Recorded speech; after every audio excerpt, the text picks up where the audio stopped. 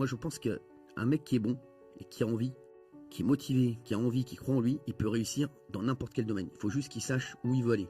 C'est que moi, le succès, en fait, c'est ça, je ne l'ai pas construit une fois que j'étais dans le train de toutes les émissions, de la télé, du PAF. Je l'ai construit avant de monter dans le train. Je l'ai construit sur le quai, en attendant le train. J'ai attendu longtemps le train, et je savais que quand j'allais monter dans le train, je savais exactement où je voulais aller. De croire en soi, il faut croire en soi. Moi, j'étais persuadé que j'allais vraiment faire une grande carrière.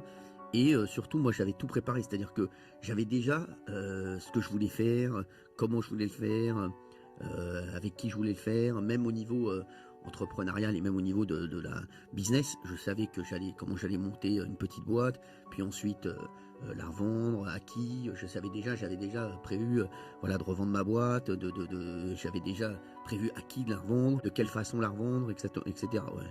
J'ai pas travaillé pendant très longtemps. Comme je dis à chaque fois, j'ai eu une traversée du désert avant de connaître le succès. C'est vrai que moi, jusqu'à 28 ans, je faisais rien, hein. Ma mère, elle me disait, voilà, je savais pas encore ce que j'allais faire. Je suis rentré stagiaire ensuite à Comédie, mais même après Comédie, moi j'ai eu une grosse traversée, parce qu'après Comédie, moi ça s'est pas enchaîné. J'ai fait le Morning Live d'M6, mais j'étais pas du tout connu.